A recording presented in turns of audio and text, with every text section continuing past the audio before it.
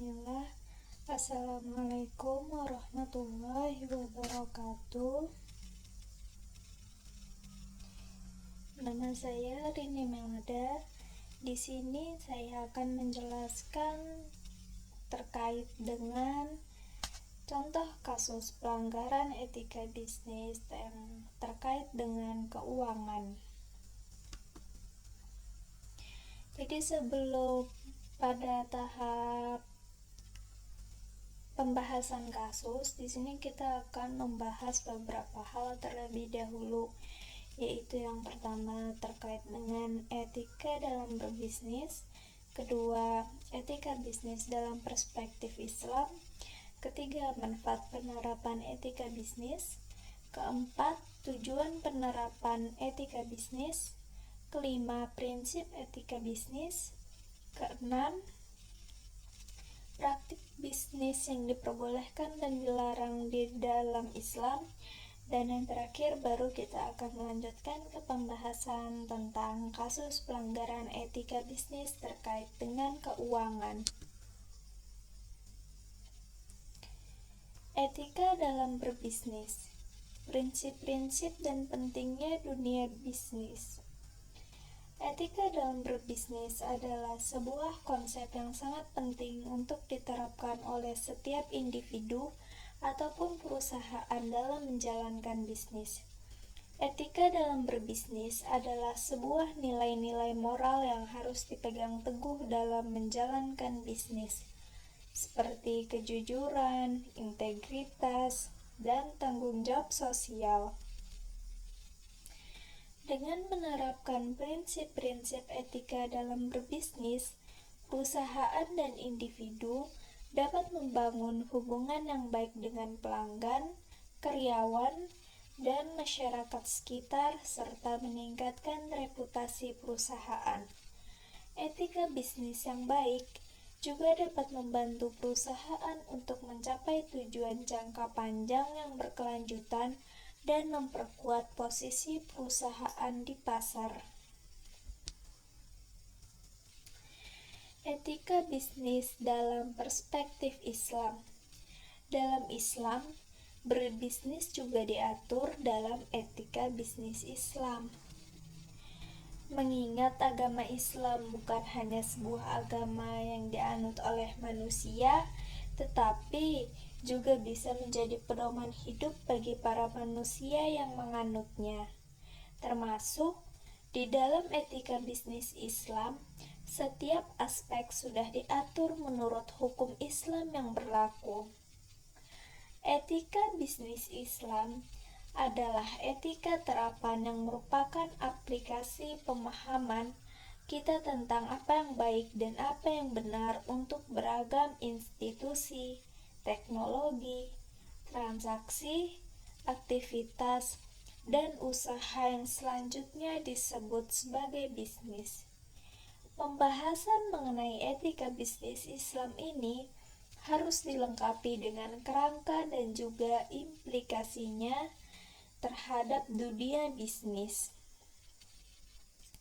Dengan demikian, etika bisnis Islam memiliki posisi pengertian yang hakikatnya merupakan usaha dari manusia untuk mencari keridhaan Allah Subhanahu wa Ta'ala. Meski demikian, bisnis di dalam etika bisnis Islam ini tidak bertujuan jangka pendek dan semata-mata untuk individual dan mencari keuntungan semata, tetapi jangka panjang, yaitu antara dirinya dengan Allah Subhanahu wa Ta'ala. Lalu, apa manfaat penerapan etika bisnis itu? Yang pertama, melindungi nilai moral. Jadi, etika bisnis tentu berjalan seiring dengan nilai moral yang mendasari penegakan etika. Mengembangkan perilaku beretika dalam perusahaan oleh karyawan tentunya sangat bermanfaat bagi perusahaan itu sendiri, memungkinkan karyawan menjadi lebih dekat satu sama lain dan lebih sopan dalam berbicara dalam berinteraksi. Nilai-nilai moral ini membuat perusahaan menjadi hebat. Yang kedua, memiliki citra yang baik. Di mata konsumen, citra atau gambaran yang baik dari hasil hubungan perusahaan dengan konsumen akan diasosiasikan dengan perusahaan sebagai suatu hasil yang dirasakan sebagai manfaat positif oleh masyarakat dan calon konsumen lainnya. Salah satu manfaat etika bisnis adalah meningkatkan citra perusahaan. Oleh karena itu, perusahaan yang menerapkan etika bisnis umumnya memiliki citra yang terus meningkat dan konsumen yang terus berkembang. Setelah itu, perusahaan dapat berkembang dengan lancar dan mencapai tujuannya. Yang ketiga, perusahaan mendapatkan kepercayaan. Perusahaan yang menerapkan etika bisnis mendapatkan keuntungan dari kepercayaan konsumen. Selain itu, etika bisnis juga membantu menunjukkan bahwa bisnis itu jujur dan tidak membohongi konsumen.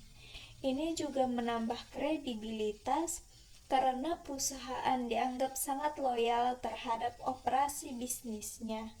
Dengan demikian, Anda dapat mendorong konsumen untuk berpartisipasi dalam produk lain dan menyerahkan kebutuhan mereka kepada perusahaan. Keempat, pertimbangan kepentingan bersama. Penerapan etika bisnis dalam suatu perusahaan berarti bahwa kepentingan bersama lebih diutamakan daripada kepentingan individu atau suatu kelompok. Ini adalah salah satu manfaat terbesar dari etika bisnis yang hanya dapat diperoleh perusahaan dengan menerapkan etika bisnis secara konsisten. Kepentingan orang atau kelompok tertentu dalam suatu perusahaan seringkali didahulukan, suatu praktik buruk yang perlu ditinggalkan karena perusahaan tidak hanya memenuhi keinginan atasan, tetapi juga kebutuhan seluruh karyawan. Oleh karena itu, terapkanlah etika bisnis dan bangunlah perusahaan yang menghargai kepentingan bersama di atas kepentingan individu.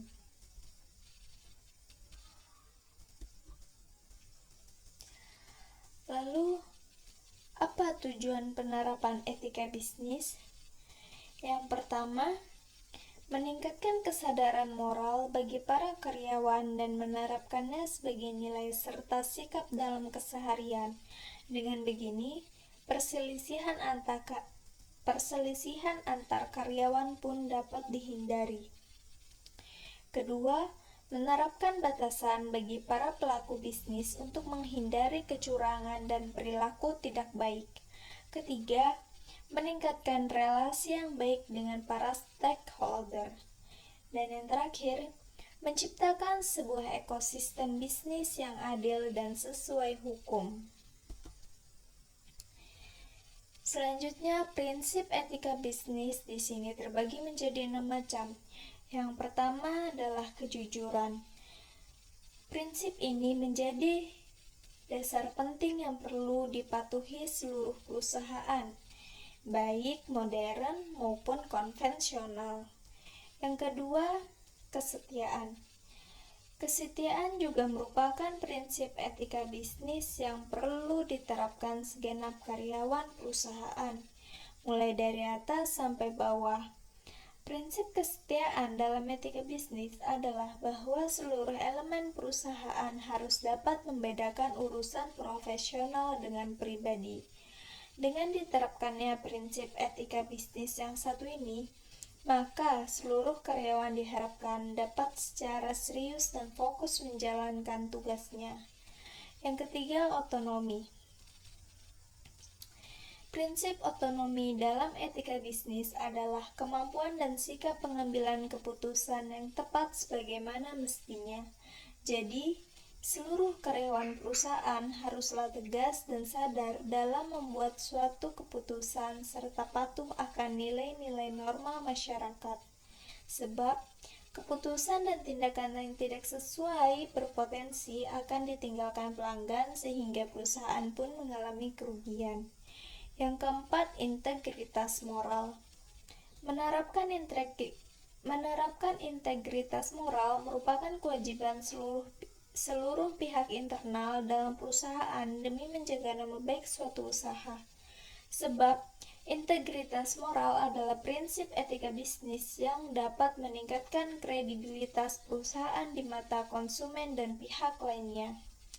Kelima, keadilan.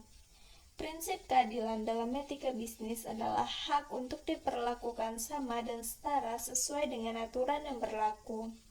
Berkenaan dengan ini, perusahaan dilarang untuk bersikap diskriminatif pada siapapun, terutama kepada pihak yang berkontribusi dalam kegiatan operasional bisnis.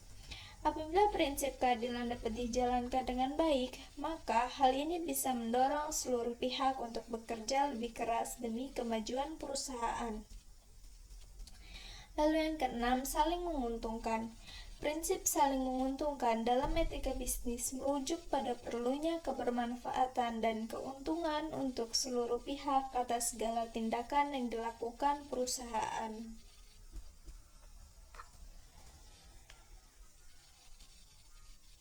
Praktik bisnis yang diperbolehkan dan dilarang dalam Islam. Yang pertama, kita akan membahas praktik bisnis yang diperbolehkan dalam Islam. Di sini ada 4 macam. Yang pertama, ada titipan atau wadiah. Dalam ekonomi Islam, wadiah adalah titipan nasabah yang harus disimpan dan dikembalikan kapanpun nasabah mau. Yang kedua, bagi hasil atau bisa juga kita sebut dengan syirkah, adalah suatu akad kerjasama atau perkongsian antara dua pihak atau lebih yang bertujuan untuk melaksanakan suatu usaha, misalnya seperti usaha dagang atau jasa. Yang ketiga, jual beli atau tijaroh. Tijaroh atau dagang menurut istilah fikih adalah mengolah atau mentasarufkan harta benda dengan cara tukar-menukar untuk mendapatkan laba atau keuntungan dengan disertai niat berdagang. Yang keempat, sewa beli atau ijaroh. Ijaroh adalah akad pemindahan hak guna atau manfaat atas suatu aset atau jasa, sementara hak kepemilikan aset tetap pada pemberi sewa.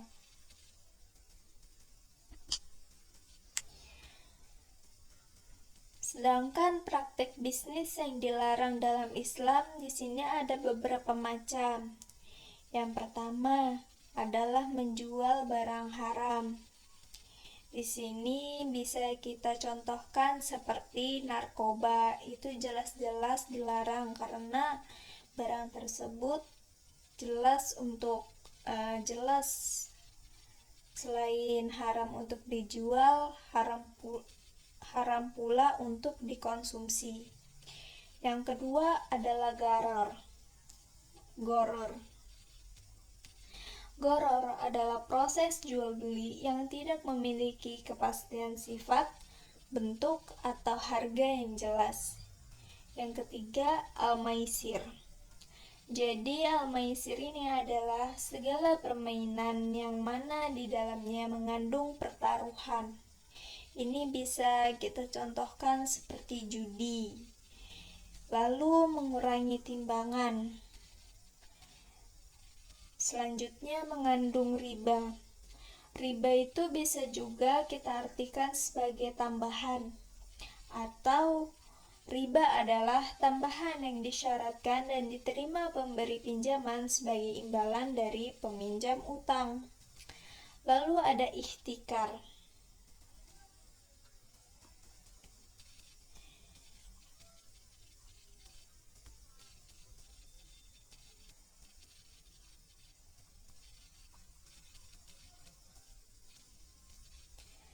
Di sini, ihtikar adalah menahan atau menimbun barang-barang pokok manusia untuk dapat meraih keuntungan dengan menaikkan harganya.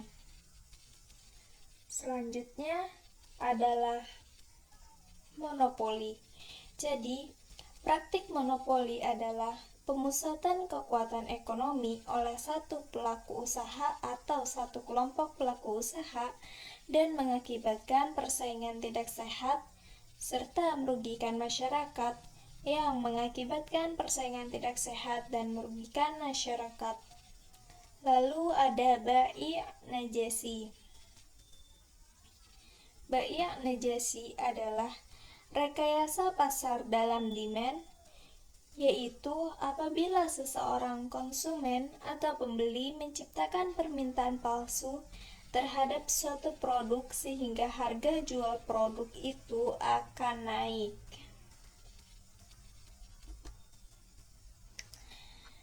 Selanjutnya kita pada pembahasan kasus pelanggaran etika bisnis yang terkait dengan keuangan.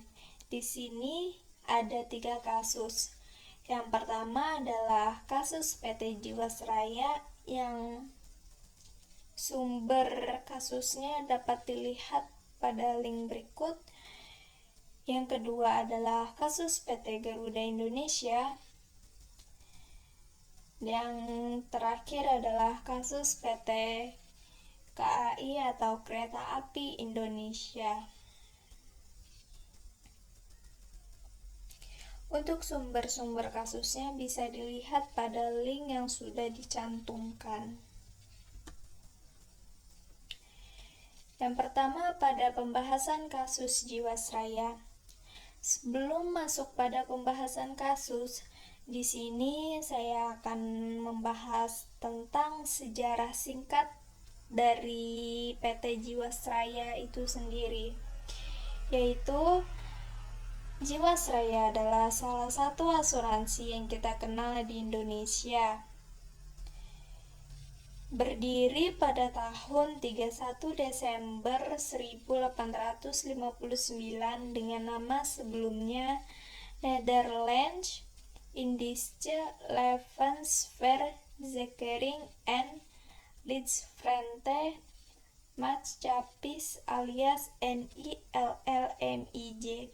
Mohon maaf jika pelafalannya salah.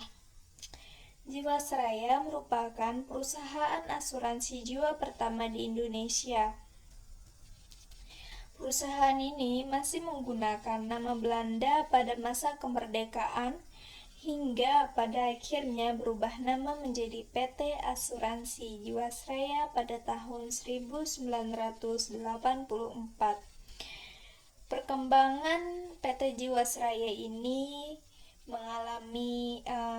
menjalani 3 periode. Yang pertama pada masa pendudukan Belanda, yang kedua pada masa pendudukan Jepang, dan yang ketiga adalah pasca kemerdekaan Indonesia.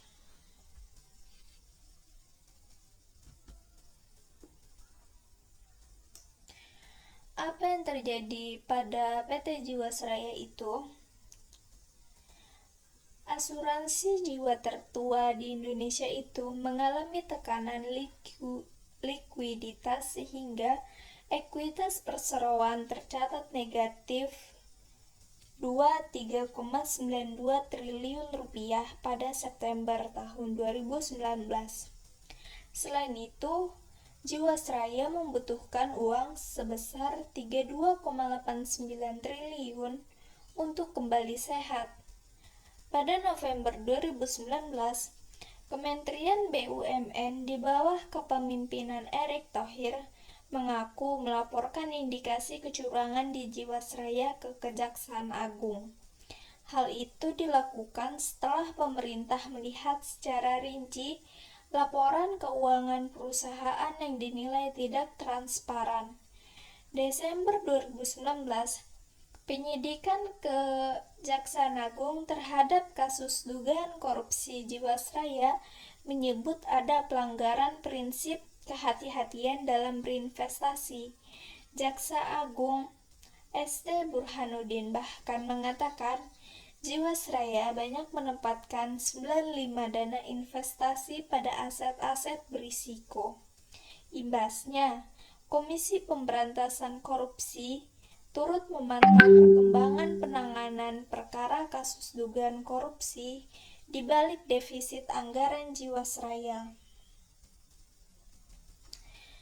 Penyebab gagalnya Jiwasraya membayar polis nasabah karena adanya kesalahan pembentukan harga produk saving plan yang ditawarkan dengan jaminan return sebesar 9% hingga 13% sejak 2013 hingga 2018 dengan periode pencairan setiap tahun. Selain itu, lemahnya prinsip kehati-hatian dalam berinvestasi juga menekankan likuiditas Jiwasraya. Tekanan likuiditas dari produk saving plan yang berakibat pada penurunan kepercayaan nasabah. Dan yang terakhir, karena adanya rekayasa harga saham. Lanjut Dr. Johannes Hanskwe. Lalu pada PT Jiwasraya itu melanggar prinsip apa saja? Di zaman sekarang yang serba cepat dan kompetitif ini, tidak jarang manusia melakukan segala cara agar tuntutan dan tujuannya tercapai, termasuk tindakan yang tidak etis seperti pada kasus Jiwasraya yang merugikan banyak pihak. Pada PT Jiwasraya telah melanggar beberapa prinsip-prinsip etika dalam berbisnis. Di antaranya, yang pertama, melanggar prinsip kehati-hatian dalam berinvestasi. Yang kedua, melanggar prinsip etika bisnis di mana PT Jiwasraya tidak bertanggung jawab dan tidak jujur. Yang ketiga, melanggar prinsip GCG atau Good Corporate Governance. Di antaranya, transparansi, accountability, responsibility, independensi, dan fairness. Selanjutnya, pada pembahasan kasus PT Garuda Indonesia.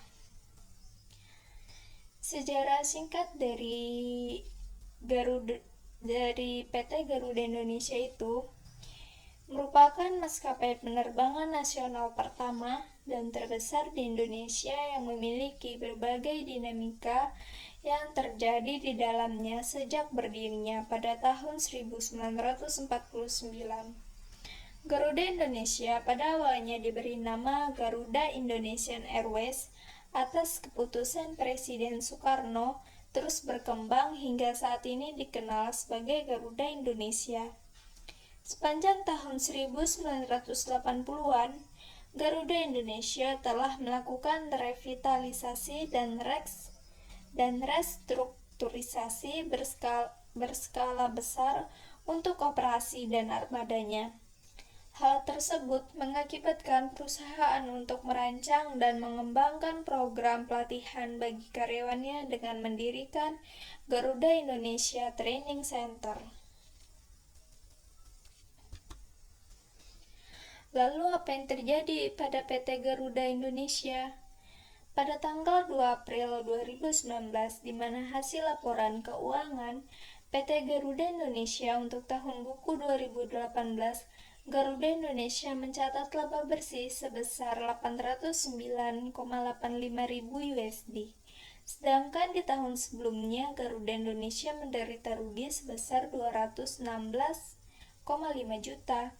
Angka tersebut yang menjadi sorotan para pengamat laporan keuangan diantaranya Otoritas Jasa Keuangan atau OJK, Kementerian Keuangan Republik Indonesia atau Kemenko, dan Bursa Efek Indonesia atau BEI. Ternyata, laba bersih tersebut didapat atas pendapatan lain-lain bersih pada kompensasi atas hak pemasangan peralatan layanan konektivitas dan hiburan dalam pesawat dan manajemen konten sebesar 239.940, namun pada tahun 2017 akun tersebut tidak ada dalam laporan keuangannya. Hal ini berawal dari kerjasama antara PT Garuda Indonesia dengan PT Mahata dalam prospek pengembangan maskapai Garuda. pemberian layanan konektivitas dalam penerbangan dan hiburan dalam pesawat, dan manajemen konten menjadi strategi utama PT Garuda Indonesia untuk menarik minat customer serta mengikuti perkembangan zaman revolusi industri 4.0. PT Garuda dengan sengaja memberikan harapan palsu kepada pemegang saham mengenai klaim laba yang sangat tinggi. Lalu pada PT Garuda Indonesia melanggar prinsip apa saja? Yang pertama, pengakuan pendapatan lain-lain tanpa bukti yang cukup dan kuat. Seharusnya dalam pengakuan pendapatan harus bersumber dan dibuktikan dengan jelas serta transparansi terhadap pemegang saham. Yang kedua, laporan yang dihasilkan membuat publik percaya dan ingin segera mendapatkan keuntungan lebih atas hal tersebut. Yang ketiga, perlu ada independensi atas akuntan publik dan sikap profesional dalam melakukan audit laporan keuangan. Selanjutnya yang terakhir, kasus PT Kereta Api Indonesia atau KAI. Sejarah perkereta-apian di Indonesia dimulai ketika pencangkulan pertama jalur kereta api Semarang, Vonsten Landen, Solo, Yogyakarta di Desa Kemijen oleh Gubernur Jenderal Hindia Belanda Mr. L.A.J. Baron Slot van de Belle tanggal 17 Juni 1864. Pembangunan dilaksanakan oleh perusahaan swasta Nederlands Indische Spoorweg Maatschappij atau NISM menggunakan lebar spur 1435 mm. Saat ini, PT Kereta Api Indonesia memiliki 7 anak perusahaan, yakni PT Reska Multi Usaha pada tahun 2003, PT Railing 2006, PT Kereta Api Indonesia Komuter Jabodetabek 2008, PT Kereta Api Pariwisata 2009, PT Kereta Api Logistik tahun 2009, PT Kereta Api Properti Manajemen 2009, PT Pilar Sinergi BUMN Indonesia tahun 2015. Apa yang terjadi pada kasus PT Kereta Api Indonesia? PT KAI terdeteksi adanya kecurangan dalam penyajian laporan keuangan. Diduga terjadi manipulasi data dalam laporan keuangan pada tahun 2005. Perusahaan BUMN itu dicatat meraih keuntungan sebesar 6,9 miliar rupiah. Padahal, apabila diteliti dan dikaji lebih rinci, perusahaan justru menderita kerugian sebesar 63 miliar rupiah. Perbedaan pendapat terhadap laporan keuangan antara komisaris dan auditor akuntan publik terjadi karena PT KAI tidak memiliki tata kelola perusahaan yang baik. Ketiadaan tata kelola yang baik itu juga membuat Komite Audit Komisaris PT KAI baru bisa mengakses laporan keuangan setelah diaudit akuntan publik. Akuntan publik yang telah mengaudit laporan keuangan PT KAI tahun 2005 segera diperiksa oleh Badan Peradilan Profesi Akuntan Publik. Jika terbukti bersalah, akuntan publik itu diberi sanksi teguran atau pencabutan izin praktik. Melanggar prinsip apa saja kasus PT KAI itu? Kasus ini merupakan suatu bentuk penipuan yang dapat menyesatkan investor dan stakeholder lainnya. Kasus ini juga berkaitan dengan masalah pelanggaran kode etik profesi akuntansi yang terjadi karena adanya kesalahan manipulasi dan juga terdapat penyimpangan pada laporan keuangan PT KAI. Pada kasus ini juga terdapat penipuan yang merugikan banyak pihak seperti investor. PT KAI tidak bertindak profesional dan tidak jujur sesuai pada asas etika profesi akuntansi. Kesimpulan, jadi etika Bisnis adalah suatu bagian yang tidak dapat dipisahkan dalam kegiatan bisnis yang dilakukan oleh para pelaku bisnis. Etika bisnis berlaku sebagai benteng bagi pemangku kepentingan. Etika bisnis juga memiliki fungsi yang mampu menyinergikan antara pemangku kepentingan dalam bisnis. Bisnis yang beretika akan membawa dampak baik pada perusahaan. Penerapan etika dalam kegiatan bisnis akan membawa dampak yang positif bagi kelangsungan suatu bisnis. Ya, mungkin itu saja yang dapat saya bahas pada video ini.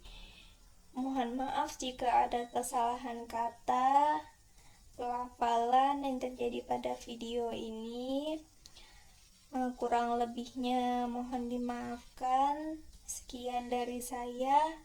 Wassalamualaikum warahmatullahi wabarakatuh.